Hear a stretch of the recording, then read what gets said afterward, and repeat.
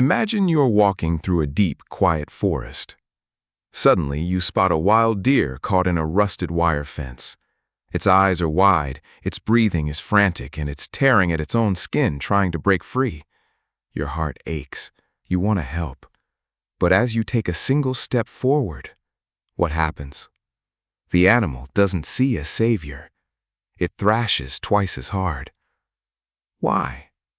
Every single wild animal on Earth carries a silent software program running constantly in the background of its brain. It's a threat assessment system. Speed of approach, direction, eye contact, the calculation happens faster than thought, and the output is almost always the same. Get away from the human. This isn't something animals learn as they grow up. It's a hardwired survival instinct. Scientists have tested this in controlled conditions across dozens of wildlife studies, even with animals that have never seen a human being before. The response is encoded at a level deeper than individual experience. It is inherited. So when we rush in to cut a net, pull an animal from thick mud, or free it from a poacher's snare, we tend to assume the animal understands our good intentions. We want to believe they know we are there to save them. But the research suggests something entirely different is going on. And scientists who have spent their entire careers studying wildlife behavior are still trying to figure out exactly what to call it. 1.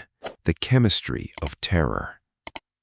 To understand what happens during a rescue, we first have to look at what being trapped actually does to an animal's body. The moment a wild creature loses its ability to move, its physiology enters a terrifying state with no real human equivalent. Cortisol, the primary stress hormone, completely saturates the bloodstream. Adrenaline climbs to levels that would be absolutely lethal if sustained for more than just a few minutes. Consider a startling study published in the European Journal of Wildlife Research.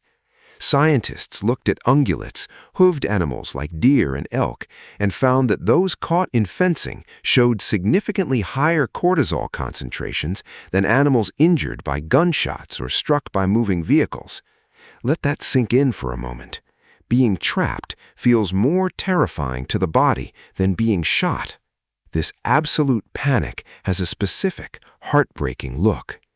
The pupils are fully dilated. The muscles aren't just tense, they are rigidly locked.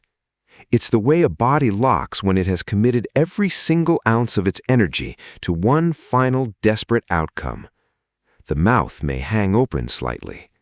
The breathing becomes incredibly shallow and rapid. Wildlife rehabilitators often describe it as the animal going somewhere else. They are still present in the body, but they are no longer paying attention to anything except the immediate threat of death. So, when a human walks toward a trapped animal, the animal's brain doesn't read rescuer. It reads the arrival of an apex predator at the absolute worst possible moment. This is why the thrashing gets worse the closer you get. The animal's threat system interprets your proximity as the final phase of a hunt. It is spending its very last reserves of life on the only response its evolutionary history has ever given it. And then, something shifts.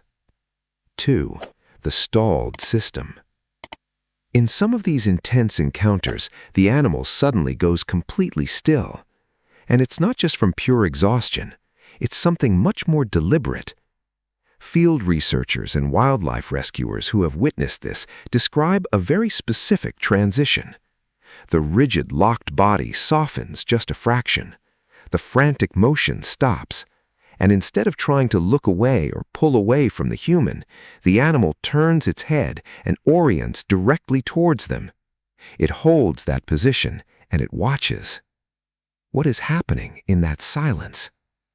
The explanation that researchers favor has to do with something called threat pattern recognition. For millions of years, animals have calibrated their internal alarms to detect a specific predator pattern. A killer closing in moves fast, with intense aggression, and in a straight, unyielding line. But a human trying to help moves completely differently. They move slowly. They avoid sudden aggressive gestures. They focus their hands on the trap or the net rather than grabbing the animal itself. They make no sounds that match anything in the internal threat catalog. When this happens, the animal's brain searches its entire library of threat signatures and comes back completely empty. With no recognized pattern to respond to, the crisis response stalls. The animal doesn't necessarily trust the human, rather its survival system loses its anchor point. The expected sequence of predator behavior never arrives, so the animal waits. Take the famous case from Yellowstone, where a research team found a wild wolf caught in a heavy leg-hold trap. True to its biology, the wolf lunged, bared its teeth, and snapped at anyone who came close. But then, one researcher did something counterintuitive. He stopped moving entirely and held steady eye contact with the wolf without looking away. In the language of mammals, eye contact carries immense weight. A predator approaching for the kill doesn't actually hold steady, calm eye contact. It tracks the prey's movements, watching the body to calculate the strike. Sustained, calm eye contact without movement or aggression is a signal that sits entirely outside the standard predator template. Some researchers believe it may even read as a rare form of social engagement. After several minutes of this unbroken gaze, the wolf stopped lunging. It slowly sat down. It held the eye contact back. When the team finally stepped forward to work on the metal trap, the wolf didn't bite. It just watched their hands. And when the jaw of the trap finally released its leg, the wolf didn't bolt in terror. It stood still for a long moment, looked directly back at the researcher, and then quietly walked into the tree line. 3. The architecture of empathy. So, if the moment of rescue is just a stalled threat system, how do we explain what happens after the trap opens? This is the harder question that science struggles to answer. Go back to December 2005, 18 miles off the coast of San Francisco. A crab fisherman spots a female humpback whale horribly tangled in heavy nylon rope lines. The ropes are wrapped tightly around her mouth, her pectoral fins, and her tail.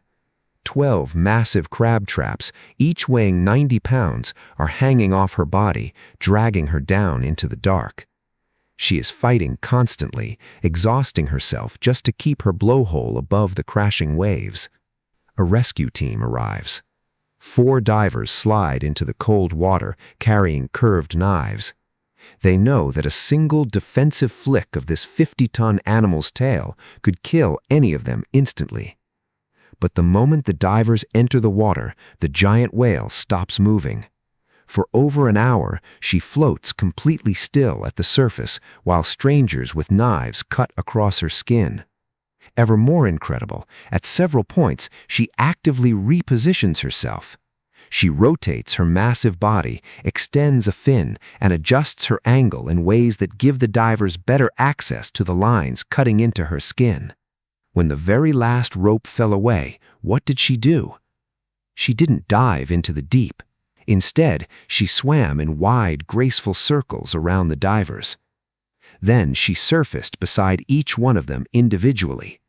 One by one, she gently nudged them with the tip of her jaw before moving to the next. James Mosquito, one of the divers, later described the moment to the San Francisco Chronicle as feeling pure, undeniable gratitude. Scientists, of course, are deeply careful with words like gratitude or love when it comes to wildlife. Behavior after extreme physiological stress is incredibly hard to interpret cleanly. But we cannot ignore the biology. Humpback whales possess spindle neurons, the exact same specialized brain cells found in humans, great apes, and elephants. These neurons are directly associated with empathy, emotional processing, and rapid social decision-making. For a long time, science assumed these cells only existed in primates. But the whale has the exact neurological architecture required for this kind of deep emotional processing. We see this same emotional capacity in elephants. In Kenya, juvenile elephants pulled from treacherous mud pits by rescue teams have been documented doing something beautiful. Before walking away to rejoin their herds, they will deliberately extend their trunk to make physical contact with the humans who freed them, trunk to hand, trunk to arm. An elephant's trunk is not just a nose. It is their primary sensory organ, packed with more than 40,000 individual muscles and a density of nerve endings comparable to human fingertips. When an elephant extends its trunk to touch you, it is an intense, deliberate examination. Rescuers note that the animals will often hold this contact for several seconds, resting the trunk heavily against a human's arm. It is a slow, soft touch, completely distinct from a reactive or defensive swipe. Elephants mourn their dead. They recognize their own faces in mirrors. They carry social memories across decades, returning to the weathered bones of a companion who died years prior, gently touching the skull with their trunks. The cognitive equipment required to distinguish between a human who causes harm and a human who ends pain is absolutely not something elephants are missing. In fact, some elephants stay close to the humans who freed them for far longer than any stalled threat response could ever explain. The danger is gone. The animal is completely free. There is no biological or survival reason left to remain. Yet they stand there, perfectly peaceful, just being present with their rescuers for minutes before finally turning toward the horizon. 4. Looking into the mirror. So, do wild animals truly know when a human is trying to help them? The most honest scientific answer we have right now is that we don't fully know. The data clearly shows that certain highly intelligent animals, cetaceans, elephants, wolves, can measurably suspend their ancient survival instincts when a calm human works beside them. And we know that what happens after the rescue often includes deliberate, non-survival behaviors like gentle touch and lingering presence. But what science cannot yet reach is the inside of those encounters. We cannot truly know what it feels like to be that wolf standing at the edge of the woods, turning back to watch the people who freed it walk to their vehicles. We cannot know what the whale was experiencing as she moved from diver to diver in that freezing Pacific water. We don't know if it meant something profound to them, or if we find meaning in these moments because we too are animals running a pattern recognition program. And maybe the beautiful pattern we keep finding in the wild is a reflection of ourselves. The tools are getting better. Neuroimaging, long-term tracking, and more rigorous rescue protocols will eventually give us a more precise answer. But for now, the researchers who study this most carefully choose to hold the question wide open. And the animals? They leave us with the silence of the forest, keeping their secrets to themselves. If you enjoyed this journey, don't forget to subscribe and join us for the next video.